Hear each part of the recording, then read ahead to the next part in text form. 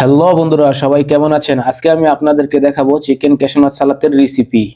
তো বন্ধুরা, প্রথমে আমি boneless চিকেন জুলিয়ান করে কেটে নিয়েছি 350 গ্রামের মতো। এর মধ্যে দিয়ে দিলাম হোয়াইট পেপার, এবারে লবণ দিয়ে দিলাম, হালকা একটু চিনি দিয়ে দিলাম।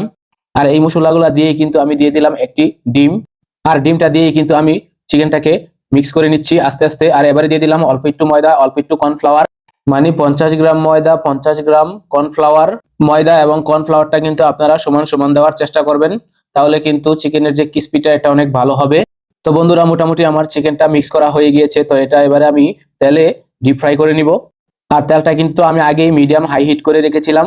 তো এবারে তেলের ভিতরে আমি আস্তে আস্তে চিকেনগুলা ছেড়ে দিচ্ছি।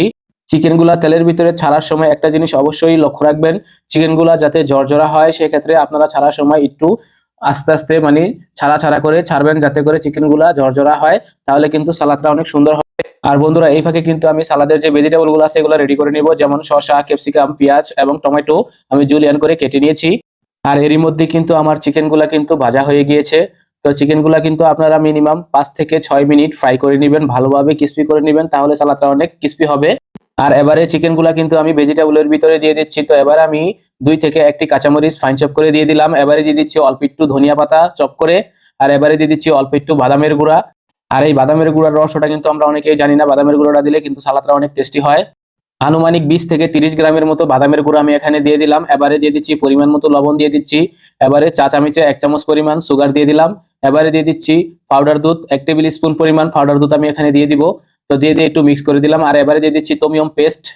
আর এই টমিয়ম পেস্টটা কিন্তু আমরা নিজেরাই তৈরি করে থাকি, আপনারা চাইলে মার্কেট থেকে নিতে পারেন, মার্কেটে পাওয়া যায়। আর এখন দিয়ে দিলাম অল্প একটু লেমন জুস।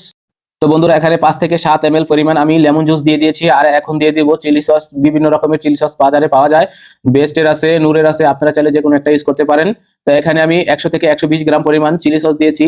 তো চিলি সসটা দিয়ে আমি নরম হাতে আস্তে আস্তে করে সালাদটাকে মিক্সিং করে দিচ্ছি শুধু। বন্ধুরা, একটু সময় নিয়ে সালাদটা আস্তে আস্তে মিক্সিং করবেন, যাতে করে সল্ট পেপার গুলা ঠিক মতো সালাদের ভিতরে সুন্দরভাবে মিশে যায়। তো মোটামুটি সালাদটা কিন্তু আমার বানানো হয়ে গিয়েছে। তো এবারে আমি একটি প্লেটে পরিবেশন করে আপনাদেরকে দেখানোর চেষ্টা করছি। তো বন্ধুরা, সবকিছু মিলিয়ে আপনাদের কাছে সালাদটা কেমন লেগেছে অবশ্যই জানাবেন। আর নতুন কি রেসিপি চান এটা আমাকে জানাতে পারেন।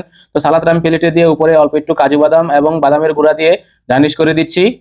পরবর্তীতে আবারও আপনাদের সাথে দেখা হবে নতুন কোনো ভিডিও নিয়ে। সবাই ভালো থাকবেন, সুস্থ থাকবেন। আসসালামু আলাইকুম।